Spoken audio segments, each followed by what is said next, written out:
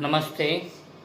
BSTC second year, अपना जो subject है विद्यालय संस्कृति प्रबंधन और शिक्षक, इसके अंतर्गत जो आज अपना जो टॉपिक है राष्ट्रीय पाठ्यक्रम संरचना शिक्षक 2009 की आवश्यकता महत्व के बारे में अपन अध्ययन करेंगे, है ना। तो राष्ट्रीय पाठ्यक्रम संरचना शिक्षक 2009 की आवश्यकता महत्व के बारे में अपन अध्ययन करेंगे। इसके अंतर्गत जो बताया गया है, जैसा कि अध्यापकों की जो शिक्षा के लिए राष्ट्रीय पाठ्यचर्या की रूपरेखा व्यावसायिक और सहृदय शिक्षक तैयार करने के लिए एक व्यावसायिक कार्यबल का विकास करने के महत्व पर जोर देती है।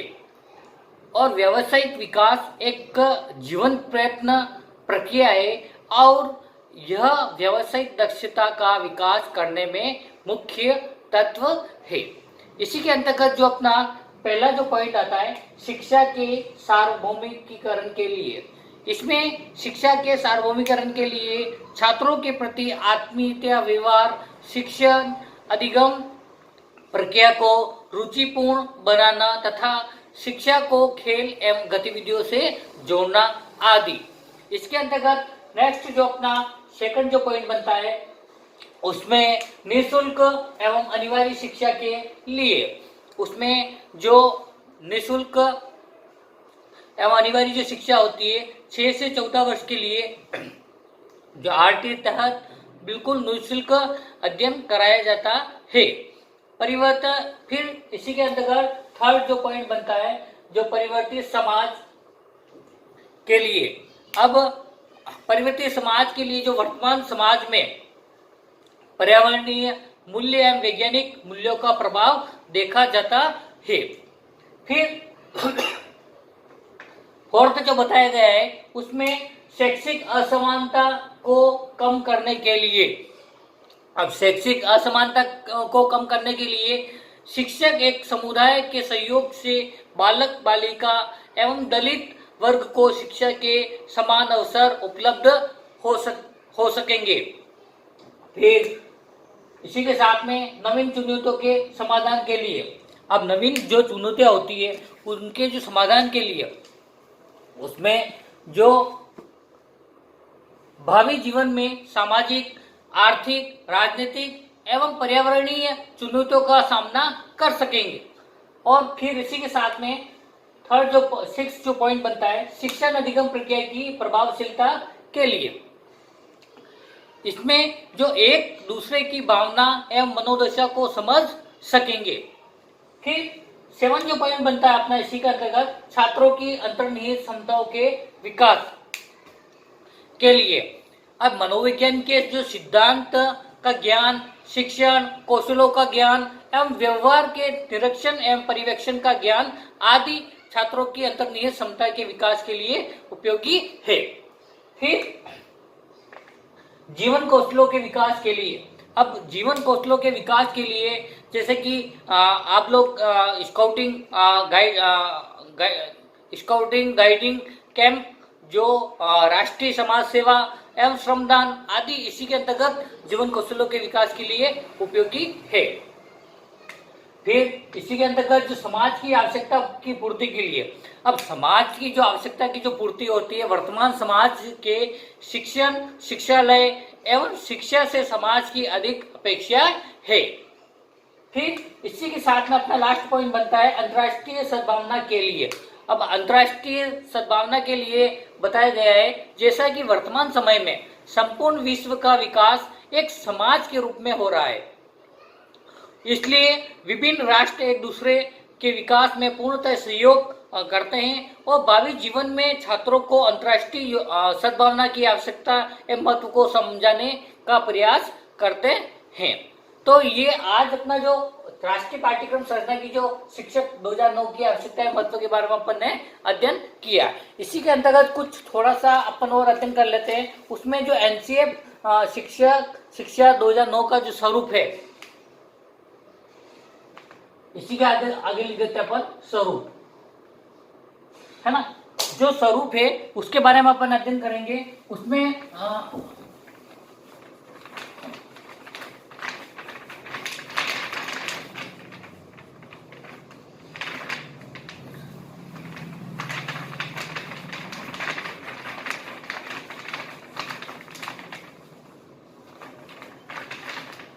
जो स्वरूप है उसमें जो बताया गया है, जैसा कि शिक्षक के प्रशिक्षण का जो पाठ्यक्रम होता है उसके स्वरूप के बारे में अपन अध्ययन करेंगे, है ना। तो ये थोड़ा सा डायग्राम देख लीजिए। इसके अंतर्गत बताया गया है जो शिक्षा सैद्धांतिक आधार,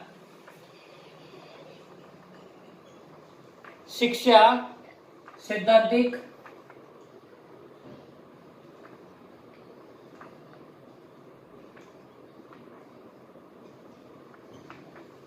सेकंड जो बताया गया है पाठ्यक्रम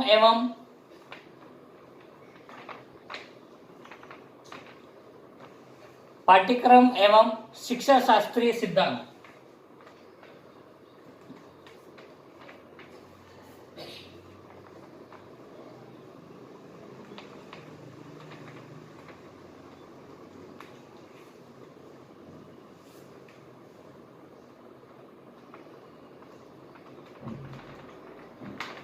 इसी के अंदर जो थर्ड बताया गया है प्रायोगिक कार्य एवं शिक्षण अभ्यास। प्रायोगिक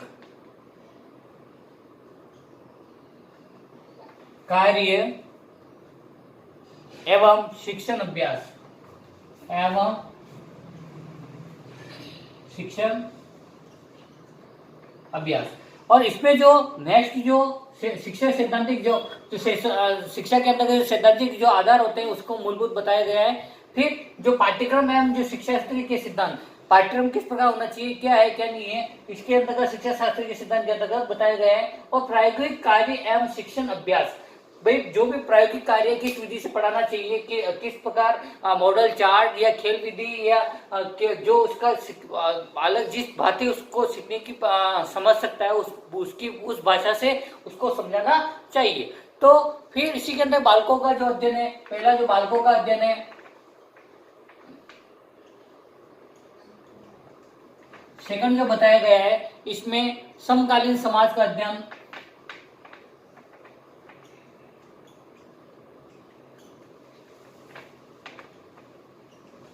और थर्ड जो बताया गया है कि शिक्षा संबंधी अध्ययन।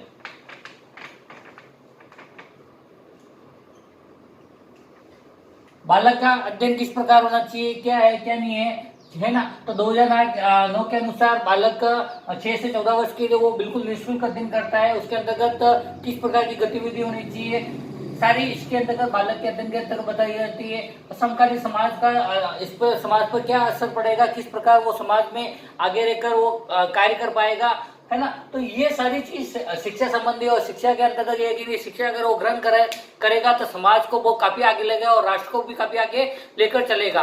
तो आज पढ़ा हुआ व्यक्ति ही हमेशा तत्पर और अपने पैरों पर सही ढंग से खड़ा हो पाता है, ताकि वो अपना एक परिवार की बातें वो सही भरण पोषण कर पाता है। फिर इसी के अंतर्गत जो बताया गया है इसमें जो पहला जो पाठ्यक्रम का अध्ययन,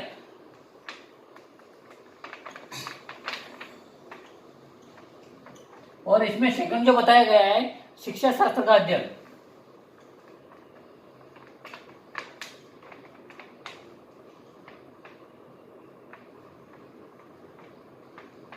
है ना। तो पाठ्यक्रम शिक्षा शास्त्र का अध्ययन के अंदर जो पाठ्यक्रम किस प्रकार होना चाहिए, शिक्षा शास्त्र का जो अध्ययन है उसके अंदर किस प्रकार होना चाहिए, है ना। तो ये सारी चीजें एक मतलब एनसीएफ शिक्षक शिक्षा 2009 का जो स्वरूप है, शिक्षकों के जो प्रशिक्षण जो पाठ्यक्रम होना चाहिए, है ना, उसके हिसाब से बच्चों को किस प्रकार उसको